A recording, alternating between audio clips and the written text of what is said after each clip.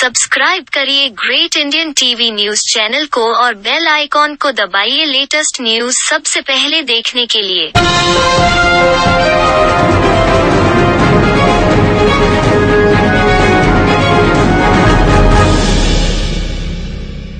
नमस्कार, आदाब, मैं अशोक पांडे और आप देख रहे हैं ग्रेट इंडियन टीवी न्यूज। दोस्तों, कर्नाटक के उडुपी जिले में एक स्कूल में हिजाब का विरोध हो रहा है। हिजाब के मुद्दे पर ठाणे जिला मुस्लिम लीग की अध्यक्षा फरहत शेख ने क्या कहा, आइए इस वीडियो के माध्यम से दिखाते हैं आपको।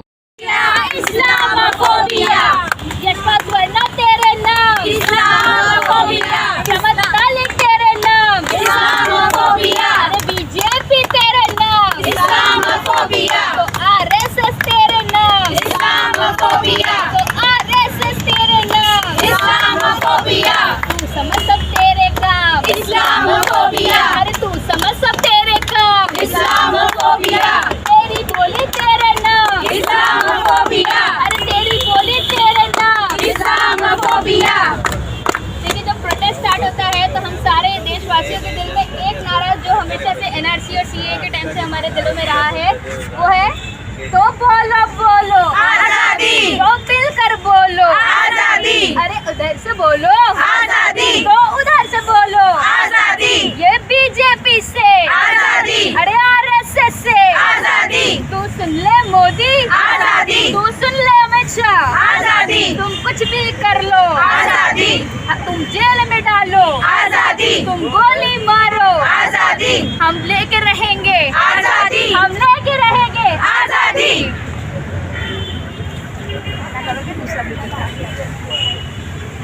कर्नाटक सरकार होश में आओ, होश में आओ, होश में आओ, कर्नाटक सरकार होश में आओ, होश में आओ, होश में आओ, हिंदू मुस्लिम करना बंद करो, बंद करो, बंद करो, हिंदू मुस्लिम करना बंद करो, बंद करो, बंद करो, देश को बर्बाद करना बंद करो, बंद करो, बंद करो। देखिए, आज का प्रोटेस्ट करने का जो मेरा यहाँ पर जो मकसद था, आप सभी को बहुत अच्छे से पता है कि कर्नाटक में जो है एक उडुपी डिस्ट्रिक्ट है, जहाँ पर कुछ बच्चियों को एग्ज़ाम से शायद 2 महीना पहले, अब 2 महीना और 1 महीना तो उनको प्रोटेस्ट करके हुआ है, तो उनको जो है स्कूल कॉलेजेस में बिना हिजाब पहन के अंदर आने की परमिशन नहीं है। तो ऐसा क्यों? जब हम लोगों को जब ये बात ऐसे ऐसे आग की तरह जो ये पूरे देश में फैल चुकी है कि एक मुस्लिम उडुपी जो डिस्ट्रिक्ट है, वहाँ पर जो है कुछ बच्चों को जो है वो अलाउ नहीं कर रहा है। क्या आप जानते हैं कि किसी भी धर्म के लोगों को उनकी प्रैक्टिस ना करने देना, यानी आर्टिकल 25 कॉन्स्टिट्यूशन का जो पार्ट 3 में बताया गया है कि कोई भी रिलीजन हो वो अपने मज़हब को प्रैक्टिस कर सकता है। अब हमारे मज़हब में ये प्रैक्टिस करना है कि हम हिजाब वेयर करें। हिंदू धर्म में पल्ला लेना अलाउड है। आप सिख लोगों को देखेंगे तो वो सर पे पगड़ी बांधते हैं, अपने घरों में तलवार रखते थे। तो ये सारी चीज़ें, तो आप जब मज़हब को ये अलाउड करते हैं कि आप अपना जो है प्रैक्टिस है वो कंटिन्यू कीजिए, तो आप कौन होते हैं कॉन्स्टिट्यूशन के साथ खेलने वाले? तो हमारा बोलने का मतलब ये है कि आज कॉन्स्टिट्यूशन ऐसे हाथों में है कि वो कभी भी कुछ भी हो सकता है उनके साथ। तो कॉन्स्टिट्यूशन के इतना जो आज मैं बाबा अम्बेडकर साहब के चौक पे खड़ी हूँ यहाँ पर, अगर वो भी ऊपर से देख रहे होंगे तो आज ये सोच रहे होंगे कि आज ऐसे हाथों में सरकार है जो उनका जो कॉन्स्टिट्यूशन बनाने का कोई मकसद ही नहीं रहा है। उनको हमेशा उन्होंने क्या सोचा था आज़ादी के टाइम पर कि हर कम्युनिटी को अलग अलग लॉ होना चाहिए। आज आप सोचिए, अगर यूनिफॉर्म सिविल कोड होता तो आज हिंदू, मुस्लिम, सिख, ईसाई हर लोग जो है वो सेम तरीके से ट्रीट किए जाते थे। लेकिन क्यों उस वक्त ऐसी ज़रूरत आन पड़ी? मुसलमानों के लिए शरिया कोड बनाया गया, हिंदूज़ के लिए Hindu marriage act, divorce marriage act बनाया गया, क्रिश्चियन के लिए अलग एक्ट है, पारसीज के लिए अलग एक्ट है। तो जब सबके लिए अलग अलग एक्ट बनाया गया है, उनको परमिशन दी है करने की, तो आप किस तरीके से उनके राइट्स को वायलेट कर सकते हैं? तो अगर ये कानून को बहुत अच्छे से अगर कॉन्स्टिट्यूशन की नज़र से देखा जाए तो इसमें 3 जो है आर्टिकल कॉन्स्टिट्यूशन के वो वायलेट किए जा रहे हैं। सबसे पहले आर्टिकल 25, यानी आप जो है किसी को भी आप धर्म पालन करने से नहीं रोक सकते।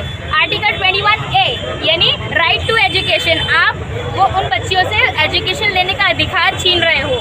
राइट, आर्टिकल आर्टिकल 14 क्या बोलता है? Right to equality. हर बच्चे को, हर सिटीजन को इक्वालिटी का राइट है। हर कोई इक्वालिटी की नज़र से देखा जाता है लॉ के नज़रिए में।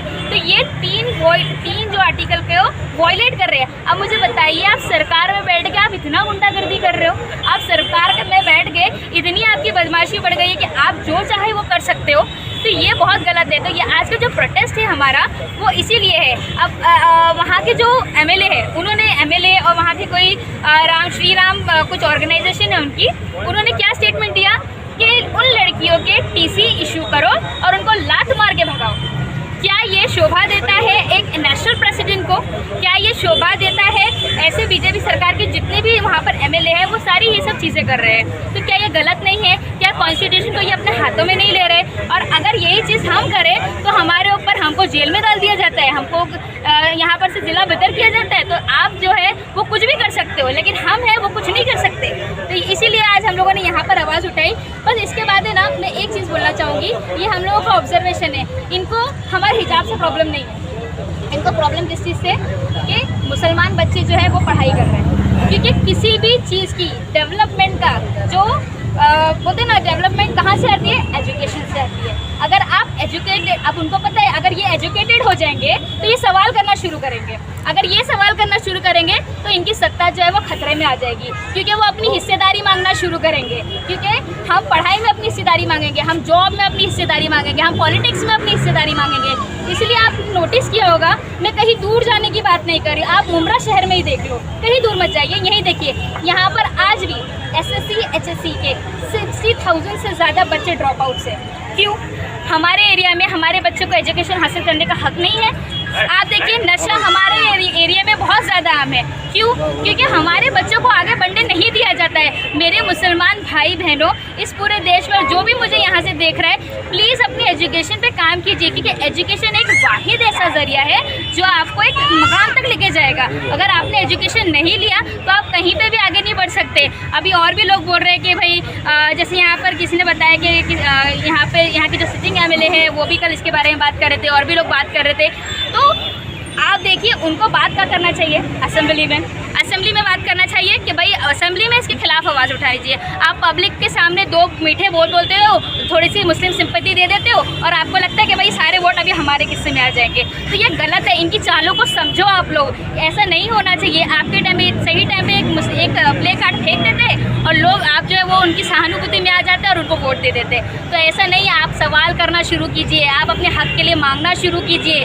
तब अगर वो ना देना, तब आपको समझ में आएगा हमारी हिस्सेदारी कितनी ज़रूरी है जॉब में, हमारी हिस्सेदारी कितनी ज़रूरी है इकोनॉमिक में, हमारी हिस्सेदारी कितनी ज़रूरी है पॉलिटिक्स में।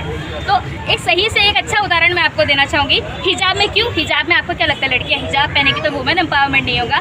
मेरे सामने जीती जागती एग्जाम्पल खड़ी है, मेरे बाजू में सुमैया शेख, जो इंटरनेशनल फाइटर रह चुकी है। She is black belt in karate. आप इन्हीं की ज़बानी, इन्हीं के मुँह से सुन लीजिए कि ये हिजाब में रहते हुए इंटरनेशनल लेवल तक किस तरीके से इन्होंने अचीवमेंट किया है।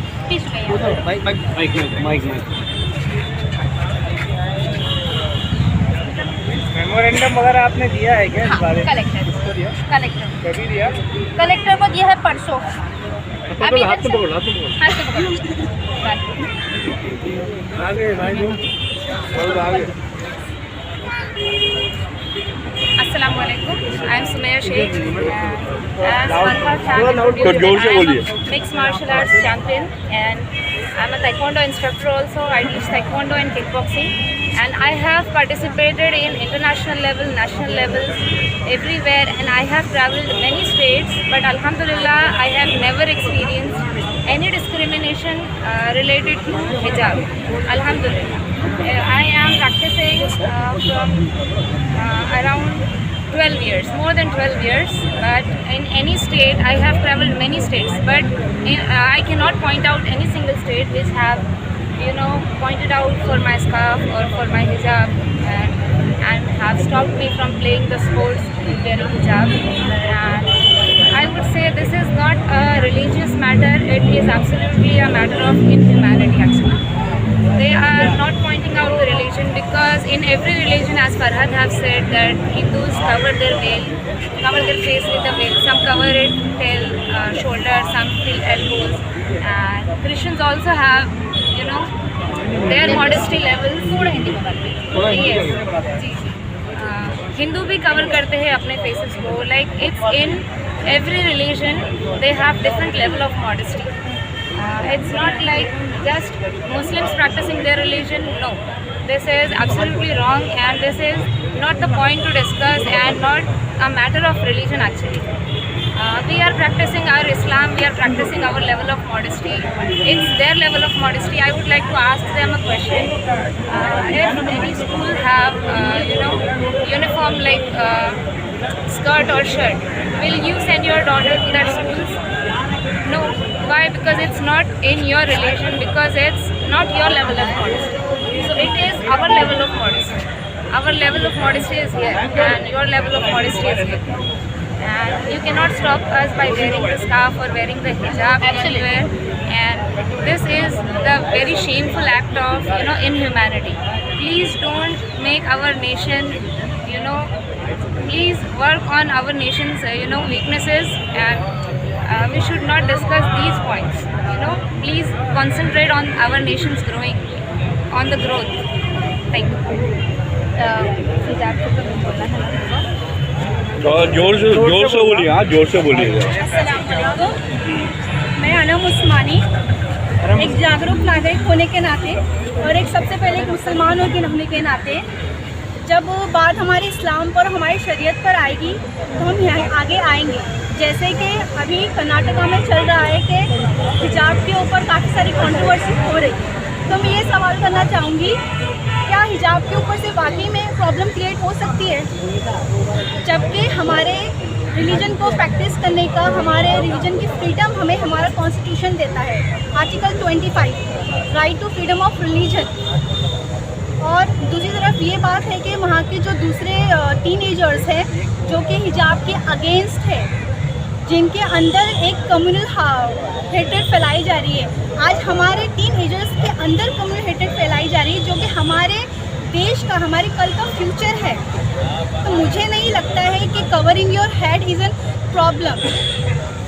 दूसरी बात ये कहना चाहती हूँ कि मैं भी एक लॉ स्टूडेंट हूँ और मैंने अभी तक भी अपनी पूरी तालीम में किसी भी तरीके से हिजाब में कोई भी प्रॉब्लम फेस नहीं की है, और बीइंग अ लॉ स्टूडेंट मैं अभी तक कोई भी प्रॉब्लम फेस नहीं कर पा रही हूँ।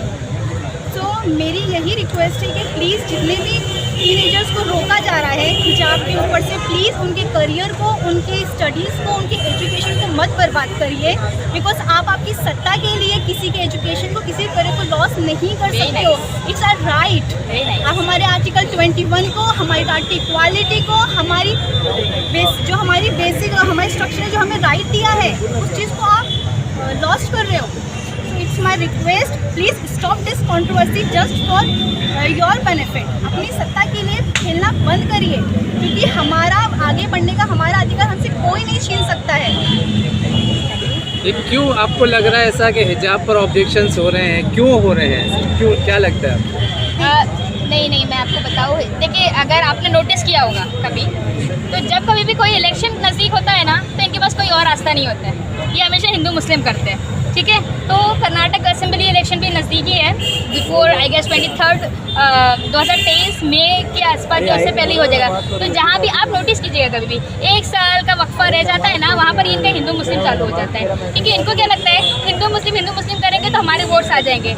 अब इसलिए ये लोग है ना ऐसा करते हैं। अभी जैसे इन्होंने बताया, लड़के जो है वो काउंटर प्रोटेस्ट कर रहे हैं उन लड़कियों के खिलाफ सैफरन स्कार्फ पहन के, यानी उन लोग। और प्रिंसिपल भी वहाँ का आप देखिए, उनके स्टेटमेंट क्या है, वो कितने डरे हुए, क्या बोलते हैं कि आप लोग ने अगर ये प्रोटेस्ट बंद नहीं किया तो वहाँ से लड़के जो है वो सैफरन स्कार्फ पहन कर आएंगे। फिर मैं नहीं चाहता कि हमारे प्रेमाइसेस में किसी भी तरीके का डिस्टर्बेंस हो जाए, कम्युनल डिस्टर्बेंस हो जाए, ठीक है।